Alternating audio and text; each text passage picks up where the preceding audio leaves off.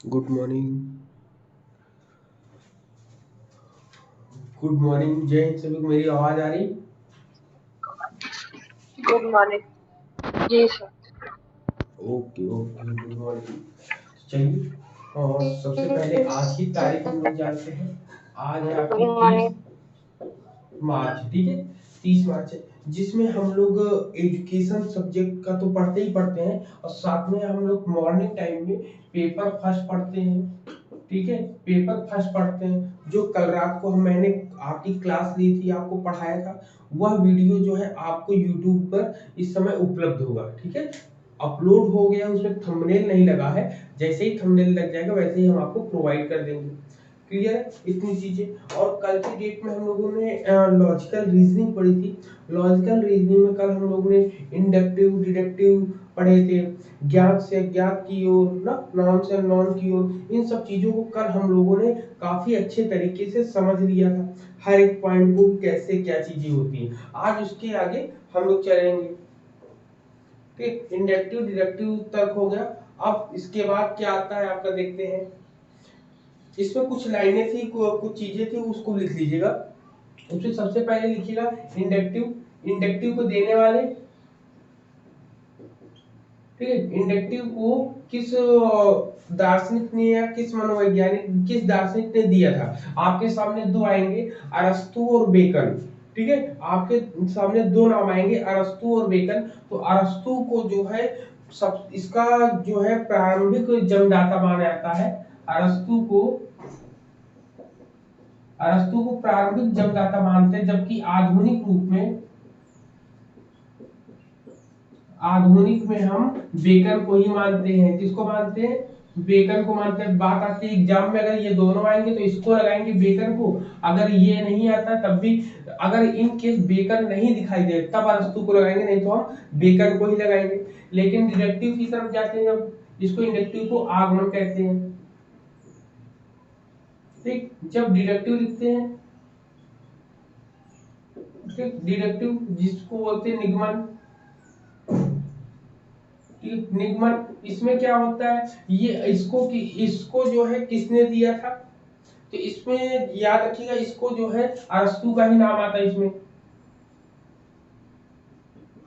ठीक, एरिस्टोटल जिसको हम लोग कहते हैं, अरस्तु का ही नाम आता है। अब इसमें ये हुआ कि एक लाइन आती है कि ये आपके पास दो होंगे।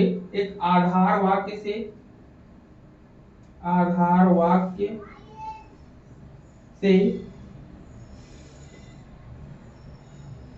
निष्कर्ष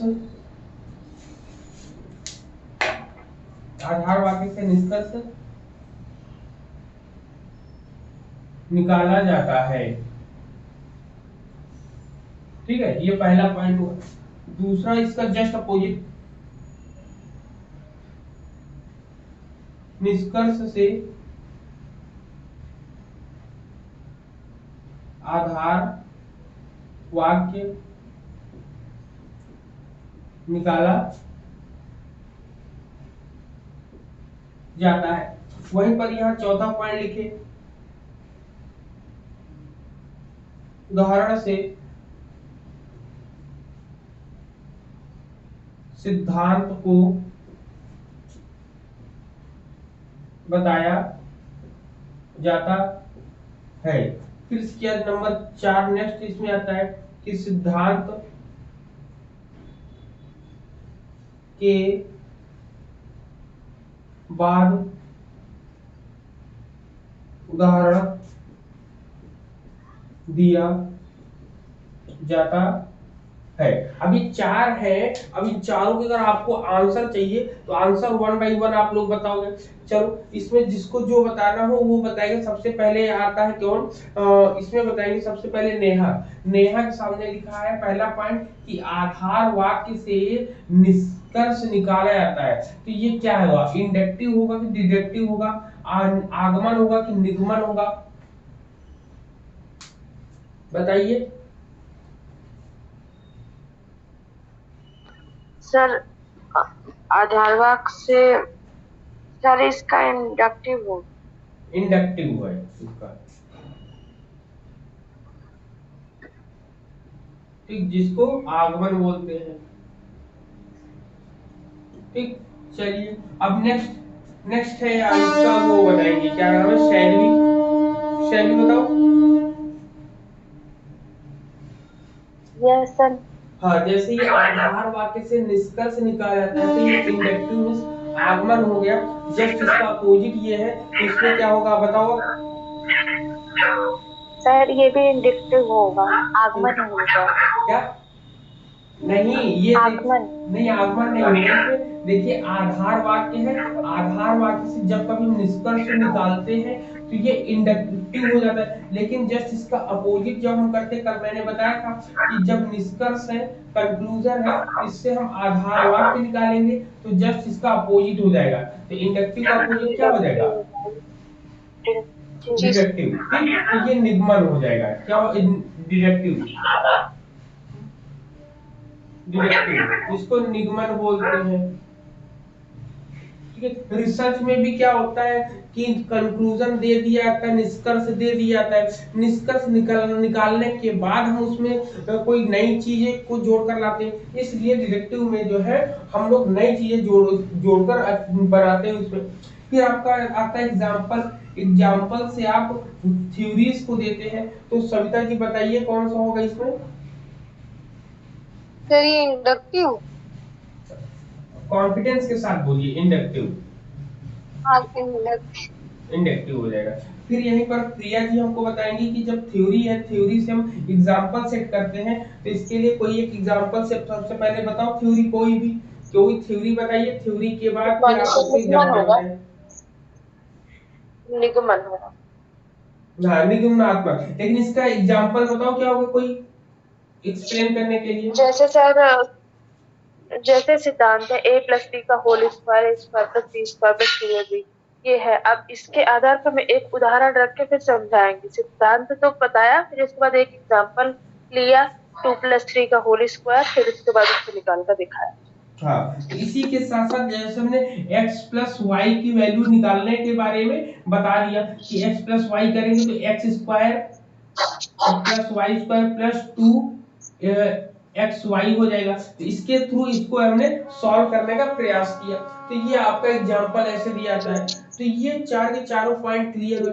ऐसे ही आपको उसमें बोलता है कि स्पेशल से आपको जनरल में जाना है। तो स्पेशल से जब कभी आपको जनरल में जाना है तो वो आपका इंडक्टिव होगा। लेकिन जब कभी आपको जनरल से स्पेशल में जाना है तो आपको डिडक्टिव होगा वहां पर। ठीक, ये पॉइंट याद रखना है हम लोगों को। सर वो रिसर्च वाला मैंने पता किया, रिसर्च इंडक्टिव होता है, डिडक्टिव होता है, रिसर्च दोनों होता है।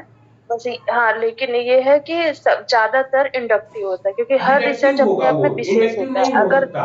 अगर वो सर इंडक्टिव ही मिला मुझे आंसर, और हाँ, अगर इसका वो भेजिएगा डिडक्टिव क्योंकि होता तो मैंने उसके पढ़ा आधार है। पर कोई और भी निकाल इसका लेता। मैंने देखा है, हर जगह देखा है कि डिडक्टिव में ही इसको क्या रखते हैं, कहता है? रिसर्च को या शोध को, अनुसंधान को। क्योंकि अनुसंधान अपने आप नहीं निकलता है, उसमें काफी मेहनत करते हैं, उसको निकालना पड़ता है ना, निकालना पड़ता है। और जबकि जी सर, बिल्कुल बिल्कुल निकालना पड़ता है, लेकिन हर रिसर्च अपने आप में विशेष होता है। अगर निगमन होता तो उसके आधार पर वैसे ही कोई और भी निकाल सकता था, लेकिन ये है तो उसमें खोज करना पड़ता है, विशेष होता है हर रिसर्च अपने आप अच्छा, में। रिसर्च को जो हमने बताया था कि नवीन हो, मौलिक हो, व्यावहारिक हो, सामान्यीकरण की ओर लेके जाने की बात कर रहा है ना। कि जैसे आपने विशेष, देखिए यहाँ पर जैसे विशेष, जैसे आपने विशेष बोला, ठीक, कि हर रिसर्च अपने आप में विशेष होता है। जब हम कोई भी जी रिसर्च टॉपिक चुनने जाते हैं तो चुनने से पहले हम उसका रिव्यू करते हैं। ठीक, साहित्यिक सर्वेक्षण करते, समीक्षाएं करते, सब कुछ करते। कहने का मतलब कि इसकी अंतर्गत कोई एक टॉपिक है पीएचडी का, तो सॉरी, हाँ, कोई भी एक टॉपिक है पीएचडी के लिए, आपने उस टॉपिक को लिया। उस टॉपिक को लेने का उसके साथ जो एरियाज जो छूटे हुए हैं आपने उसको लिया। उसको लेने के बाद उसमें कोई भी चीजें आपको निकाल के नहीं दी गई है, आप उसमें निकाल कर सर, लेकर आओगे उन परिकल्पना चार पांच बनाएंगे, चीजों को। तो यहाँ पर आपको कोई चीज, परिकल्पना को फिर अब तर्क वाक्य से देखेंगे, तब जाके कुछ निकल पाएगा। जरूरी नहीं है किसी का उतना ही निकला है, मैं वही सेम डाटा लेकर फिर करूँ उतना ही निकले। ये भी तो तो है। यहाँ पर आपने तो जब मैंने कई सेम लोगों मैटर से लेकर नहीं करना चाहते हो तो आप क्या करते हो, आप विशेष से सामान्य की ओर, जबकि हमने बताया था कि रिसर्च ऐसा होता है जो जनरलाइज हो सके सब पर सामान्यकरण हो, तो ये होता है। तो पीएच आपका ये हुआ विशेष, आपने सामान्य से विशेष की ओर जा रहे हो कि ये जनरलाइज तो किया गया है, जो आपका रिसर्च किया गया, रिसर्च में उन्होंने करके दिया और सबके लिए सामान्यकरण कर दिया, हाँ भाई ऐसे प्रकार की जब किसी को समस्या आएगी तो वो उसमें मिला देंगे।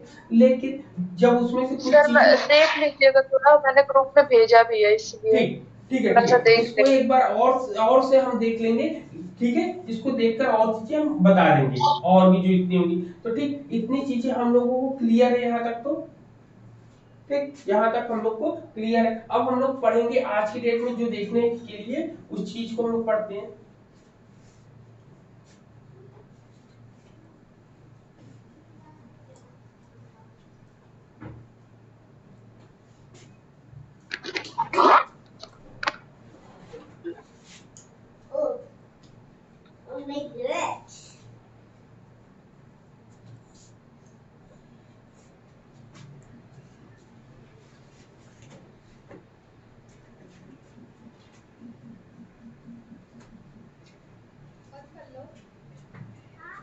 ठीक, अब हम लोग आगे देखते हैं, आगे हम लोग के टॉपिक में क्या आता है इंडक्टिव डिडक्टिव के बाद।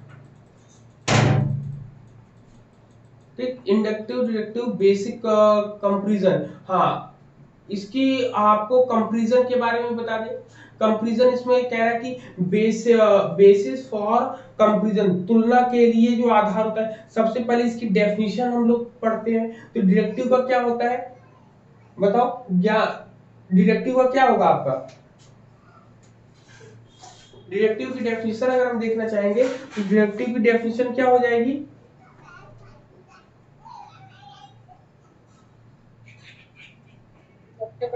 सर जब आधार, जब निष्कर्ष मतलब इसी पे रख के बता सकते हैं, बाकी कोई डिफिनेशन कभी नहीं पढ़ा।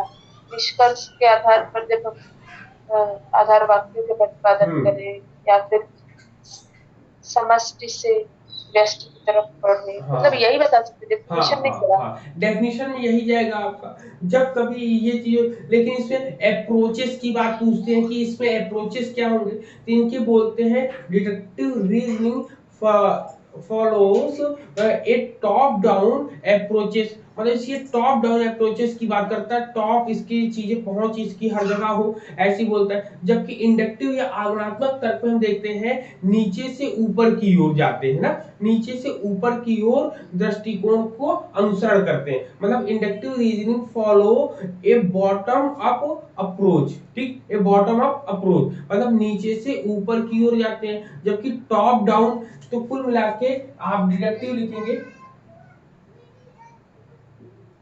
ठीक, डिडक्टिव और इंडक्टिव। ठीक, तो डिडक्टिव में क्या कहता है, सबसे पहले पॉइंट डिडक्टिव में आपका टॉप डाउन कहता है, टॉप डाउन, टॉप डाउन का मतलब सबसे ज्यादा, और ये होगा बॉटम, बॉटम में क्या होता है नीचे से ऊपर, नीचे से ऊपर, और ये ऊपर से नीचे, याद रखिए ऊपर से नीचे की बात कर रहा है यहाँ पर।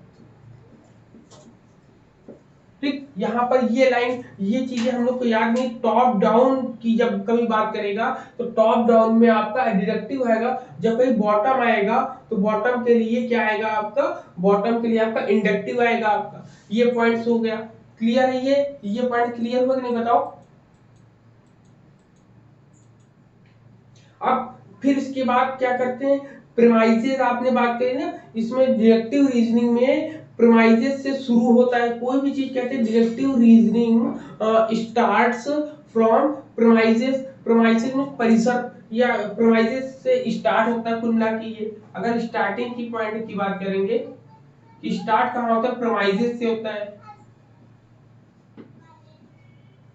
प्रीमाइसेस से होता है। जबकि ये आपका जो आपका इंडक्टिव है, इंडक्टिव किससे स्टार्ट होता है, ठीक, इंडक्टिव किससे स्टार्ट होता है? तो इंडक्टिव जो है आपका स्टार्ट होता है वो कंक्लूजन से स्टार्ट होता है।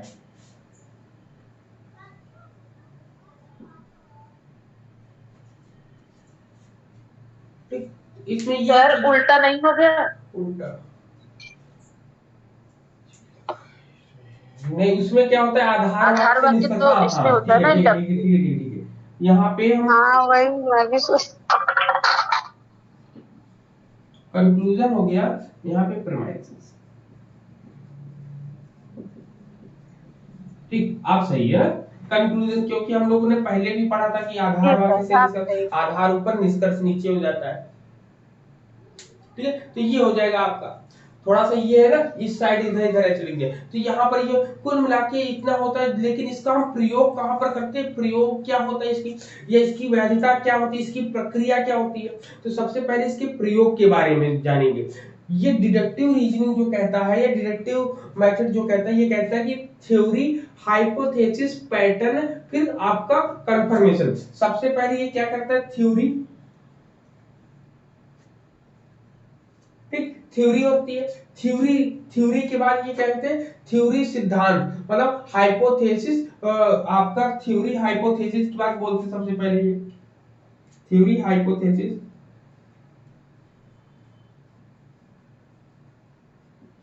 ठीक, थ्योरी हाइपोथेसिस होती है। फिर इसके बाद इसमें कहते हैं पैटर्न होता है इनका। ठीक, पैटर्न होता है। पैटर्न के बाद इसमें क्या आ जाता है, पैटर्न के बाद इसमें कंफर्मेशन।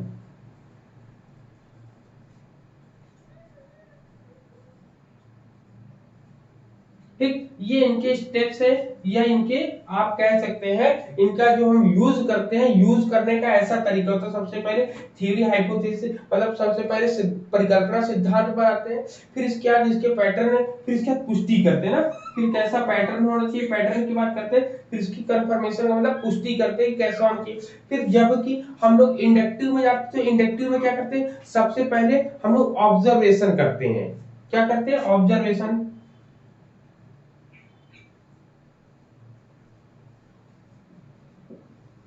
ठीक, ऑब्जर्वेशन करते हैं। ऑब्जर्वेशन, ऑब्जर्वेशन कुल मिला के कह सकते हैं इसका पैटर्न जो है सामान्य होता है, जबकि इसमें ऑब्जर्वेशन पैटर्न होता है। कुल मिला के ऑब्जर्वेशन फिर पैटर्न। ठीक है, ऑब्जर्वेशन करते हैं, फिर पैटर्न इस पे करते हैं, फिर इसके बाद क्या करते हैं, इसमें फिर हाइपोथेसिस बनाते, हाइपोथेसिस थ्योरी बनाते हैं। हाइपोथेसिस, हाइपोथेसिस हो जाएगी। इसमें रुक जाना, एक लाइन और लिख देते हैं तब ज्यादा क्लियर होगा। सबसे पहले थ्योरी बनाओ। ठीक, थ्योरी बनाया, थ्योरी के बाद आप हाइपोथेसिस बनाओगे। हाइपोथेसिस, ठीक, ये हो जाएगा। मतलब कुल मिला के पहले आप सिद्धांत बनाओगे। सबसे पहले आप क्या करोगे, सबसे पहले आप सिद्धांत बनाएंगे। सिद्धांत मिलेगा, फिर आप उसमें परिकल्पना बनाएंगे। ठीक, परिकल्पना के बाद फिर आपका पैटर्न हो जाएगा। ठीक है, नंबर 3 पर पैटर्न हो जाएगा, फिर नंबर 4 पे पुष्टि हो जाएगी। ठीक, कंफर्मेशन हो जाएगा। जबकि यहीं पे सबसे पहले हम अवलोकन करेंगे।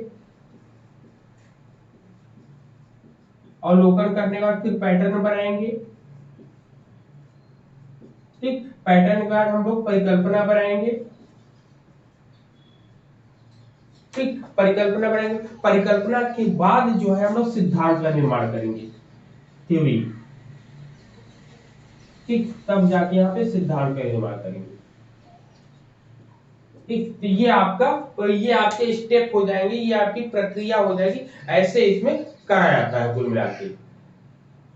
ठीक, ये इसके इसमें होते हैं। इसकी समय और भी चीजें अगर हम देखेंगे, सामान्य और तो सब कुछ बता दिया कल की डेट में, कुछ बचा नहीं है। कंक्लूजन भी हम लोगों ने, निष्कर्ष भी निकाल लिया है।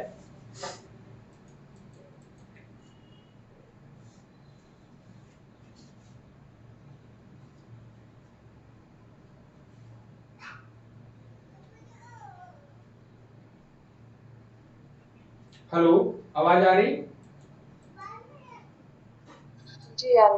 ठीक ठीक, अब एक जी आ रही और है। भी चीजें देखते हैं कि इसमें अब हम लोग आर्गुमेंट्स के बारे में पढ़ेंगे ना।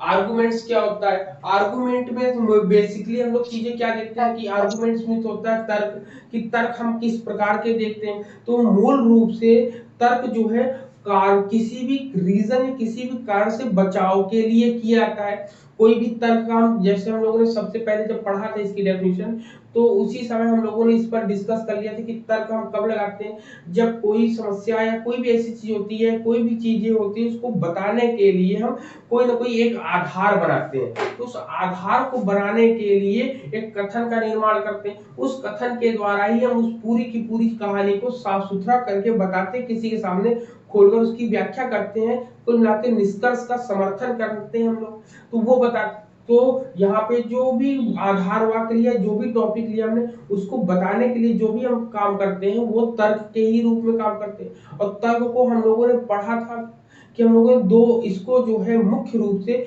दो भागों में डिवाइड कर, जो दो भागों में आपके सामने बता रखा है।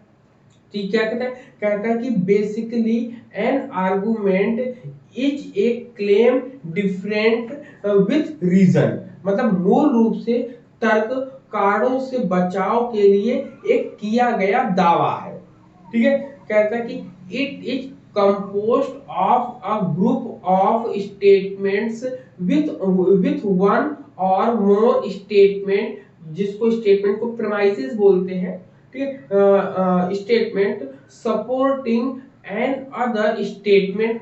ठीक है, कंक्लूजन।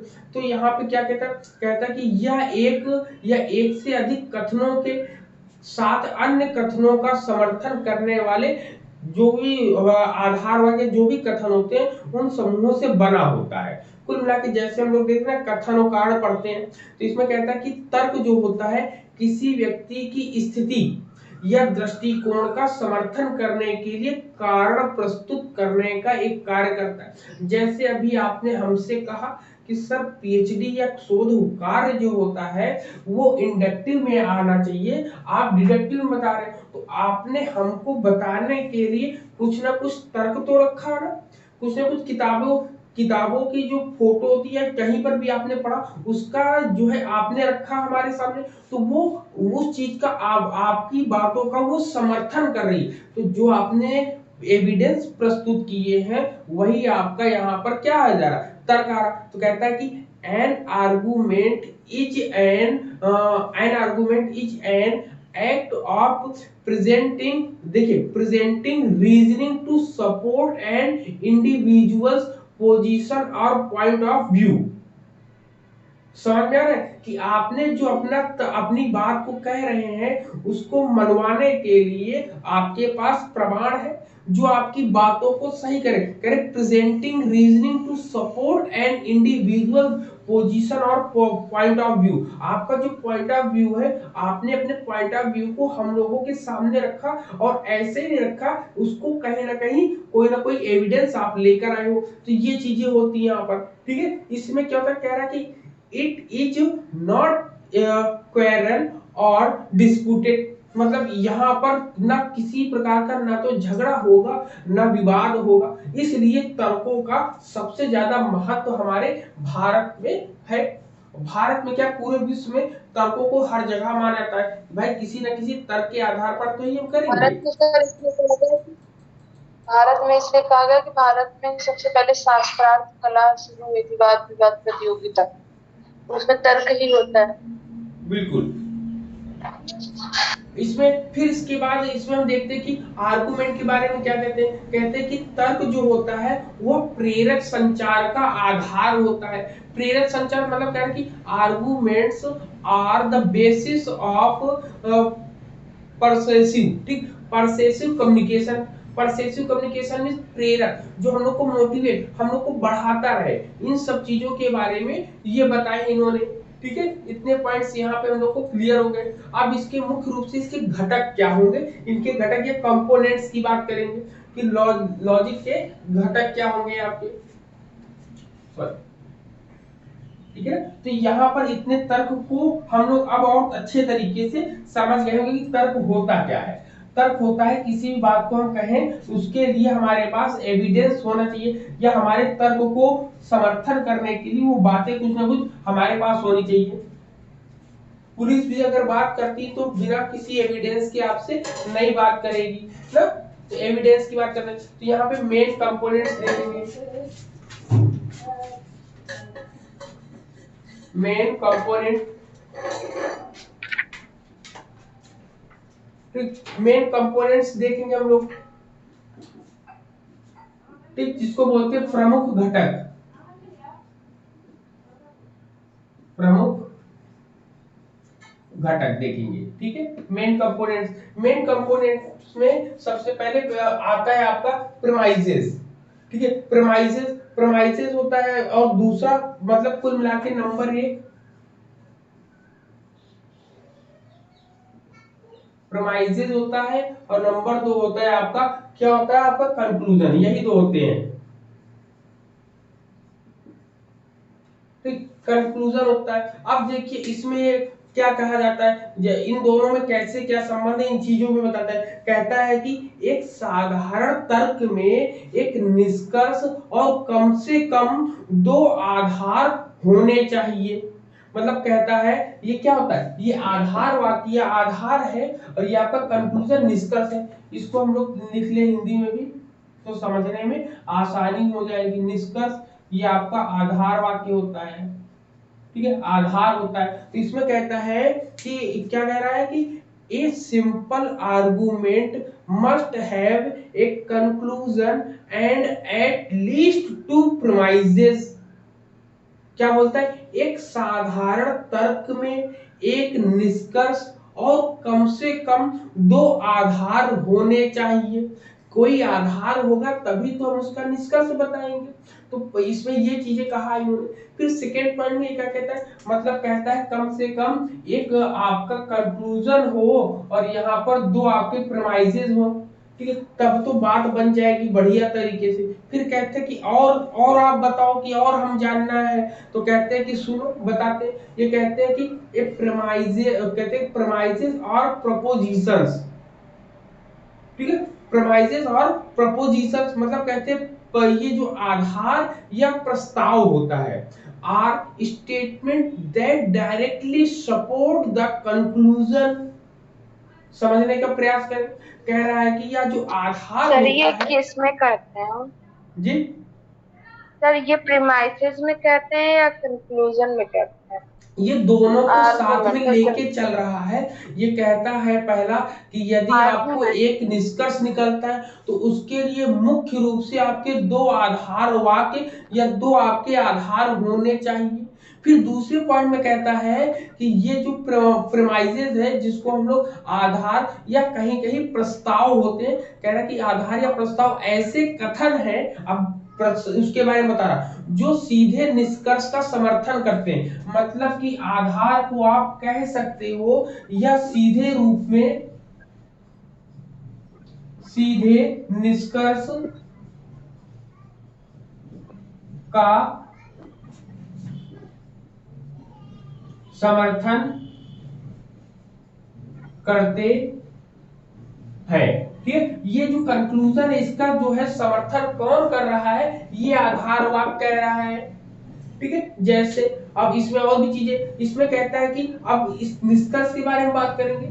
अब निष्कर्ष क्या कहता है, कहता है कि एक conclusion is what another और an individual wants me to believe, accept और डू।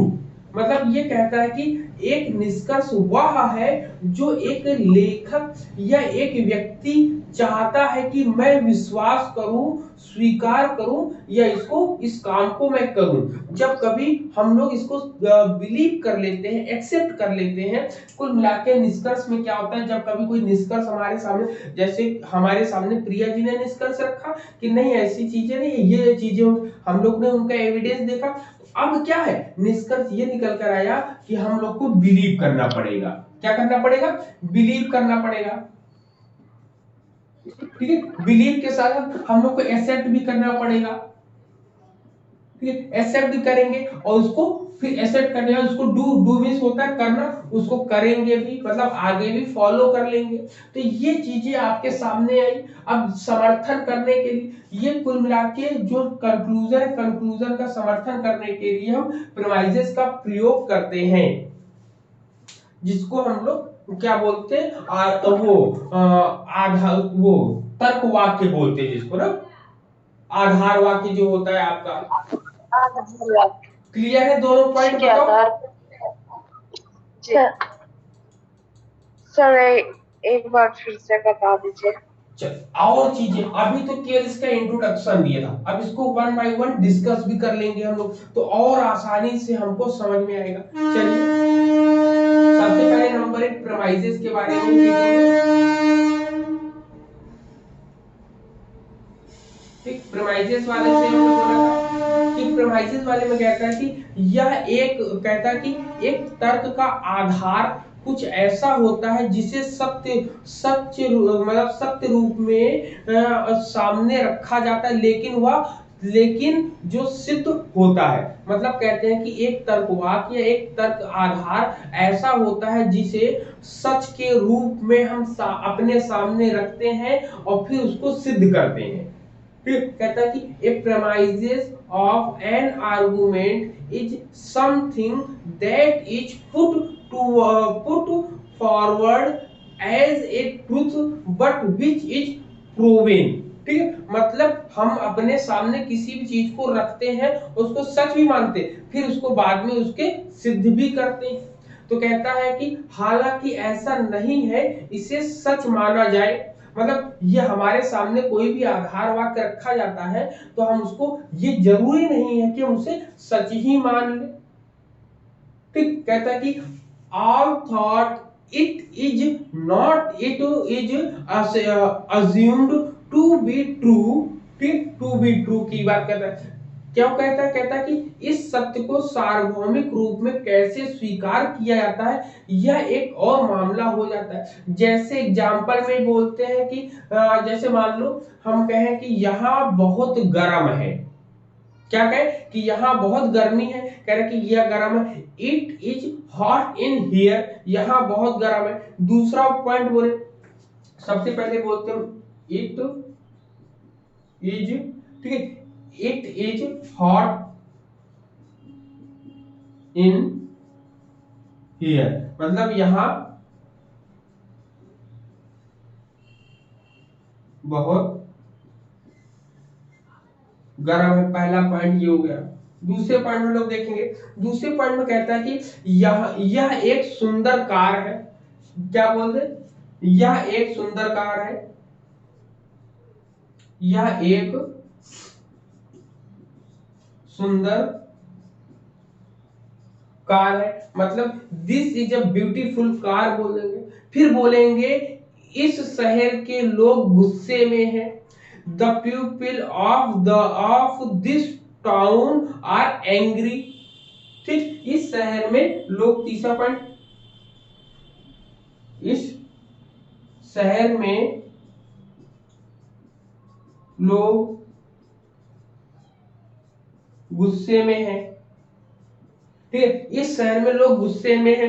अब यदि हम इसका पता करें, अब देखिए इन तीनों जो तीनों चीजें पॉइंट लिखे आधार उससे कैसे हम इसको फॉलो करें। इसमें कहता है यदि आप किसी अन्य व्यक्ति के तर्क पर अपनी बात को करना चाहते हो तो आप उन्हें आधार की सच्चाई को चुनौती दे सकते हैं। अब यहाँ पर इन्होंने बोला, अब इसका क्या हो रहा है कि यहाँ पर बहुत गर्म है लेकिन यहाँ एक सुंदर कार भी हमको दिखाई दे रही। फिर बोलता है कि इस शहर में क्या है, गुस्से वाले लोग भी हैं। तो यहाँ पे जब आप कभी आपको आधार वाक्य दिए गए, लेकिन यहाँ से जब आपको इसका कंक्लूजन निकालना पड़ेगा तब क्या कहेंगे, तो यदि अगर ये चीजें अगर आपको दे रहा है तर्क कितनी चीजें, तो आपको अपने किसी भी आधार का बचाव करने के लिए तैयार रहना चाहिए कि भाई बहुत गर्म भी है, सुंदर कार भी है, ये तीनों पॉइंट। इन सब चीजों को बचाने के लिए आपको क्या देना पड़ेगा, अब कोई ना कोई निष्कर्ष देना पड़ेगा कि यहाँ गर्मी है तो क्यों है, यह एक सुंदर कार है तो क्यों है।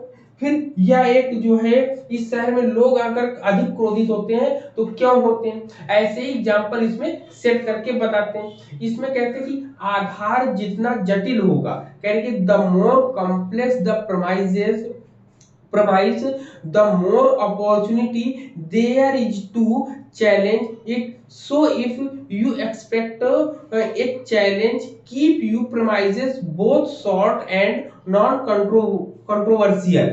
मतलब इसमें कहते हैं कि आधार वाक्य जितना जटिल होगा उसे चुनौती देने का उतना ही अधिक अवसर होगा।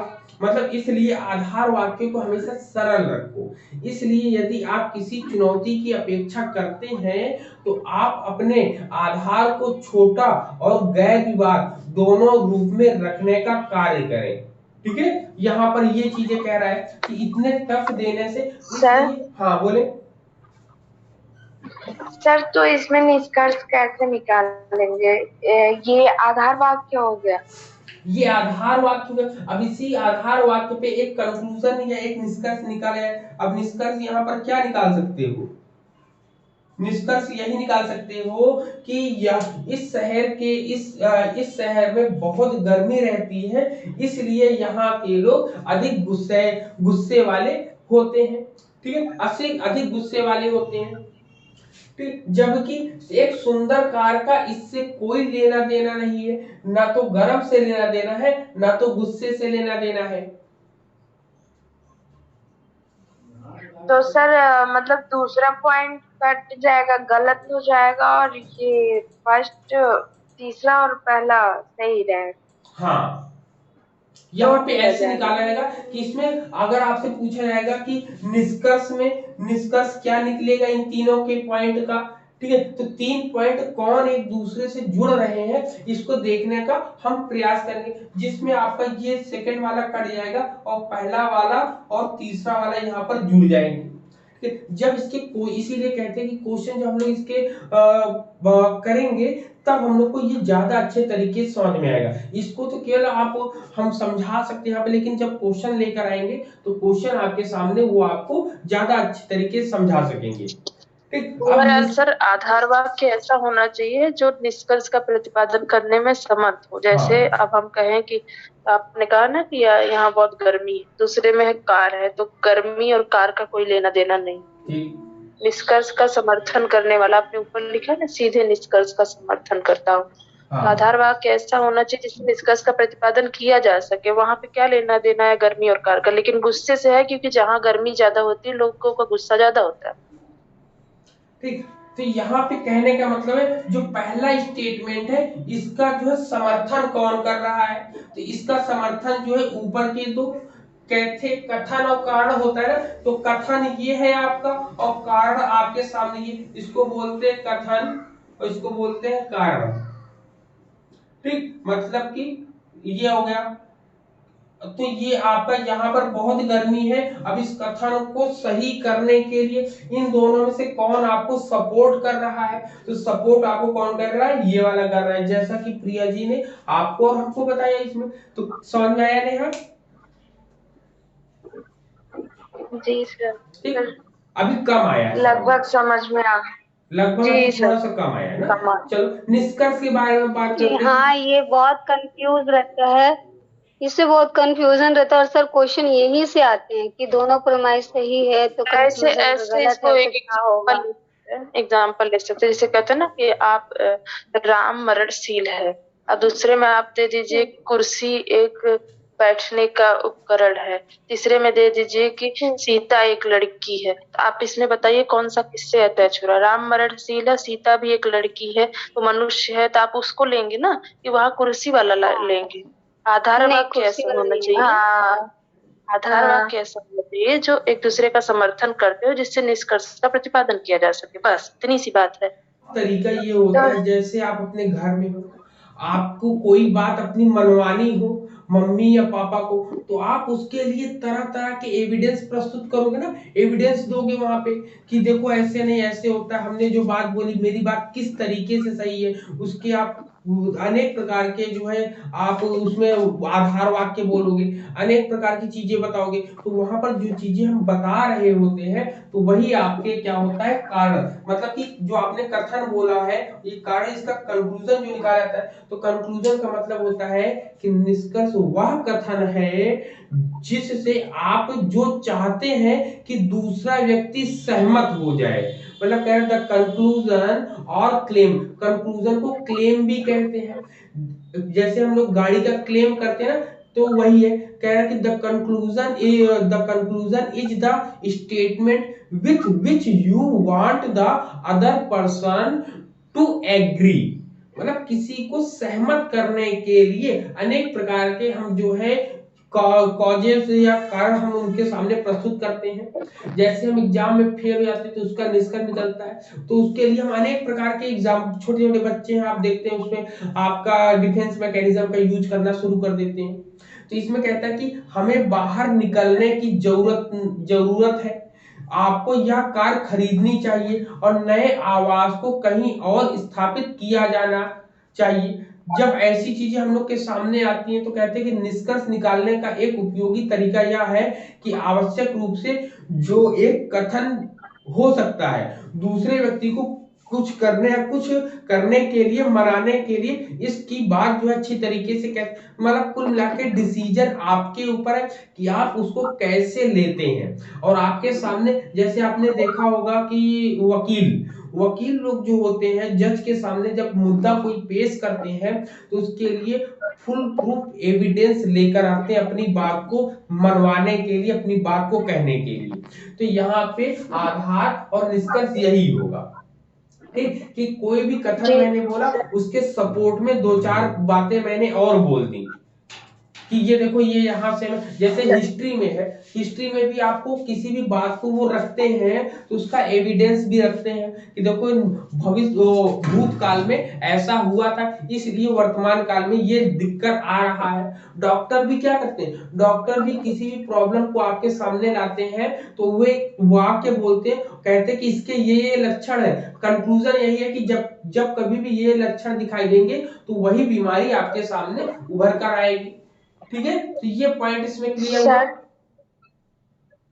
जी सर। सर ये डिफिनेशन मतलब क्लियर हो गया। ये जो एग्जाम्पल आपने बताया है, जो एक दूसरे से जुड़ रहा है उनको वैसे के वैसे लिख देंगे या फिर एक सही सेंटेंस बना के लिखते हैं? लिखना नहीं है, उसमें एग्जाम में आएगा आपका, जैसा कि अभी इन्होंने बोला कि प्रिया नहीं, कि जैसे कौन ये किससे मैच इसी कर रहा वाले है, कौन किसको एग्जाम्पल पे आप सपोर्ट कर बता रहा दें। है, मतलब एक ये आपको पहला बोल दिया गया, पहला वर्ड बोल दिया, जैसे उन्होंने बोला कि पुरुष जो है राम जो है मरणशील है और सीता एक लड़की है, तो अब इसका निष्कर्ष क्या निकलेगा, निष्कर्ष निकलेगा कि ये इन दोनों में लिंग विभेद है। दूसरा निष्कर्ष लिखेगा कि ये दोनों मरणशील है, कि ये दो, फिर ऐसे तमाम तरीके के निकल कर आएंगे। तो कंक्लूजन एक ही है कि दोनों में कॉमन क्या है।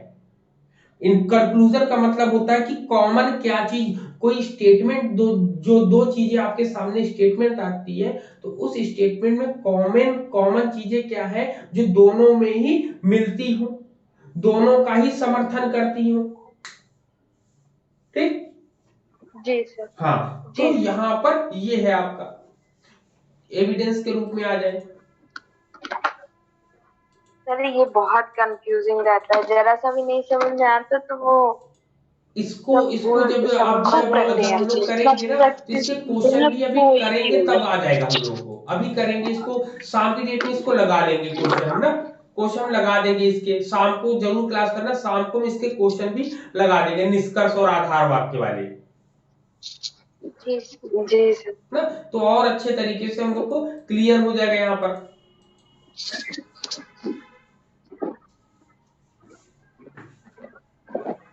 ठीक है, तो यहाँ पर जैसे है तो और इतनी चीजें हमें लगता है एग्जाम्पल अब और ज्यादा देने की जरूरत नहीं है, मुझे लगता है ना अब यहाँ पर चीजें सब क्लियर हो गई होंगी इन दोनों से रिलेटेड। अब आर्गुमेंट के बारे में पढ़ लेते कि जी आर्गुमेंट क्या सर। होता है। चलो, आर्गुमेंट बताओ क्या होता है आर्गुमेंट, जिसको हम लोग आर्गुमेंट तर्क बोलते हैं, बहस बोलते हैं। कि दर्शन जो है तर्कों के निर्माण और मूल्यांकन की एक कला है। कहता है कि philosophy is the art of constructing and evaluating argument. मतलब दर्शन क्या है, तर्कों के निर्माण और मूल्यांकन की एक कला है। कहता है कि it's all about the argument, यह सब तर्क के बारे में ही बात कहते हैं। तर्कों का मतलब होता है आश्वस्त करना, किसी को बिलीव दिलाना। कहता है कि argument are meant to be convincing. Convincing का मतलब किसी को कन्विंस कर लेना। जब मान लो कहीं पर हम फंसे हुए हैं, अब पुलिस, तो मान लो हम गाड़ी ले जा रहे हैं, अब गाड़ी ले जाते हैं, हमारे पास डीएल नहीं है या कोई चीज खत्म हो गया, तो हम वहां पर पुलिस को कन्विंस करेंगे ना। अब कन्विंस करने के लिए हम उसको अनेक प्रकार के तर्क देंगे कि अरे हॉस्पिटल में कोई भर्ती है, तो घर से हम जल्दी जल्दी चलते समय हमने पर्स रखना भूल गए, या ऐसे अनेक प्रकार के हम उसको क्या देंगे, हम अपनी तर्क को सही करने के लिए, अपनी बात बनाने के लिए, हाँ, अनेक प्रकार के जी, बहाने जो अपनी बनाएंगे बात को वही सही हो करने जाएगा। के लिए दी गई बात। जी जी। जैसे आपने बताया सहमत ना, होगा ना सर? प्रेसिसिव कन्वर्सेशन मतलब जो आपकी बात को बढ़ावा देने के लिए जो कन्वर्सेशन होता है, आपकी बात को सर्वमान्य करने के लिए जो कन्वर्सेशन आप करते हैं, वही है तर्क। हम्म। तो अब जैसे इसमें आर्गुमेंट्स में ये तीनों चीज आएंगे ना, जैसे प्रीमाइस भी आएगा, कंक्लूजन भी आएगा, पूरे को मिला के आर्गुमेंट्स बोलेंगे ना। हाँ, दोनों। जी अब जी। आर्गुमेंट के लिए यही तो बताया ना कि मेन कंपोनेंट क्या होते क्वेश्चन हैं, तो इन पूछा दोनों था। को मिलाकर ही आपने जैसा बोला सविता जी वही आपका है। अब इसमें कहते हैं इंडक्टिव डिडक्टिव आर्गुमेंट क्या होगा। डिडक्टिव आर्गुमेंट में होता है कि इसमें विशिष्ट, इसमें क्या होता है कि इसमें जैसे आप एग्जांपल दे सकते हो, इंडक्टिव डिडक्टिव दोनों के एग्जांपल जो मैंने शुरुआत से बताए वही आपके इसमें आ जाएंगे। ठीक है, तो यहाँ पर पूरी दोनों चीजें हम लोगों ने बात कर ली है।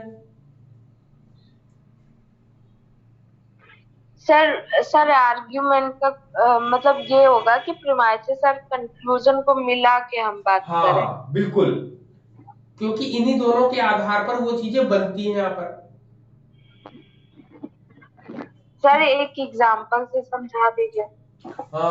इसको डिडक्टिव इंडक्टिव को, सॉरी, आर्गुमेंट को। नहीं, आर्ग्यूमेंट को। जी सर, आर्ग्यूमेंट को। कोई एग्जांपल बोलो जरा, क्या बोले। हर एग्जाम्पल है इसके लिए। जैसे जो होता है ना कि अपने पहली लाइन आपके पास साधारण एक आधार वाक्य है कि राम मरणशील है, और रुकिए। दूसरा मैंने तर्क दिया सीता भी मनुष्य है, तो इसका मतलब आपका निष्कर्ष निकल कर आया कि सीता भी मरणशील है। तो ये जो तर्क मैंने दिया कि सीता भी मनुष्य है, मतलब एक आधार वाक्य के बाद जितनी भी चीजें हैं वो सब तर्क ही तो है, उसी के आधार पर निष्कर्ष निकलेगा। ठीक है, ये कारण, अब कारण बताया। अब कारण यहाँ पे क्या होगा, इसमें इन्होंने बताया कि सीता क्या है, सीता सीता एक, भी मनुष्य है, इसलिए सीता हाँ भी मनुष्य है, मरणशील होगी। मनुष्य है, तो इसमें मतलब पूछा है एक आधार कंक्लूजन। वाक्य हम। कंक्लूजन निकलेगा कि सीता मरणशील है, कंक्लूजन में जी आएगा ना जी दी। जी, कंक्लूजन में आएगा। आधार वाक्य वो है जो पहला आपका है, इसके बाद जो आप उसके अपने आधार वाक्य के संदर्भ में जो बात करते हो वो तर्क हुआ, और उसके निकलता निष्कर्ष। डी ये होगा ना कि मतलब जो हमारा आधार वाक्य है वो है राम मरणशील है, फिर हमारा ये होगा निष्कर्ष कि सीतम भी मनुष्य है। ठीक, नहीं, निष्कर्ष ही नहीं, सीता निष्कर्ष नहीं है। मरणशील, सीता अब भी यहाँ पर मरणशील दो, है। ये आपको दो निष्कर्ष। जो है आधार वाक्य दिए, दो आपको आधार वाक्य, आपको पहला दिया है, आपका प्रमाइसेस दिया है कि भाई राम मरणशील है और सीता एक मनुष्य है। तो यहाँ से आप लॉजिक लगा सकते हो कि इसलिए सीता भी क्या होंगी, मरणशील होगी। मरणशील हो। हाँ, कभी ऐसे देखिए, कभी कभी लिखा रहता है मोर्टल। क्वेश्चन में ना, कहते कि आधार वाक्य की राम जगह लिखा राम रहता है इज तर्कवाद। Mortal, Sita is a human, then conclusion C all human is mortal, कि जितने सभी भी प्राणी जो है मरणशील है। ठीक है, अगर सर यहीं पर कभी कह कभी दिया जाएगा देखेंगे तो क्वेश्चन यहीं में पे लिखा एक रहता है पॉइंट और आधार लिख दिया वाक्य की जाए, बजाय आपका तर्कवाद। कहिए इसलिए, इसलिए सीता भी मरणशील है। ठीक है, मरणशील है। तो यहाँ पर आप निकाल सकते। अब यहाँ पे पूछा जाएगा, पहला तो ये है आधार वाक्य दिया है, दोनों ये कारण दिए हैं, कॉजेशन दिए हैं कि सीता एक मनुष्य है इसलिए सीता भी मरणशील है। अब यहाँ पर क्या निकल कर कंक्लूजन निकल कर आएगा, अर्थात सभी मनुष्य क्या है, सभी मनुष्य मरणशील है। ठीक है, सभी मनुष्य क्या है, मरणशील है। ये आपका कंक्लूजन निकलकर आपके सामने आएगा, या ये नहीं आएगा, मान लो ये दो लाइन भी आएगी तब भी ये आपकी यही आएगी कि इसलिए सभी मनुष्य, सीता भी मरणशील होंगी और सभी मनुष्य मरणशील होंगे। तो ऐसे आपके क्वेश्चन आपके सामने बनकर आएंगे। जी सर। तो ये चीजें निकलकर हम लोग के सामने आएगी। ठीक है, तो इसके बाद इससे संबंधित जब क्वेश्चन आप और हम करेंगे तब ये ज्यादा अच्छे तरीके से हम लोगों के सामने क्लियर होगा ना। अभी उतना क्लियर जैसे आपको हो पा रहा, कंफ्यूजन हो रहा है, तो वो कंफ्यूजन आपका दूर कब हो, जब आप 4-5 इसके क्वेश्चन लगा लेंगे तब आपका क्लियर होगा यहाँ पर। ठीक है जी सर। हाँ ठीक है, तो इसका हम लोग शाम को क्वेश्चन पेपर लगाते हैं तो आपको और क्लियर होगा यहाँ पर। ठीक है सर, बोले सर 5 बजे कराएंगे? 5 से 6 के बीच में कराएंगे ना, जैसे ही हम कॉलेज से आ रहे हैं उसके बाद सेट करेंगे, उसके बाद ना तो आए 1 घंटे पहले हम सूचना दे देंगे। 6 के करीब करवाइए। क्या 6 के करीब करवाइए तो हम भी लौट आएंगे। हाँ 6 बजे करीब कराएंगे ताकि मुझे भी समय मिल जाए ना। 4 बजे तो हम भी लौट कर आते हैं, फिर सेट करेंगे तो 6 बजे 6 बजे करा लीजिएगा। 6 बजे करेंगे ना। हाँ सर। चलिए तो शाम को हम मिलते हैं इसके क्वेश्चन के साथ ना, इसके क्वेश्चन भी लगाएंगे तब समझ में आएगा। ठीक ठीक चलिए ओके ठीक है, थैंक यू। चलिए okay, thank you, good day, जय हिंद, have a good day sir. जय हिंद।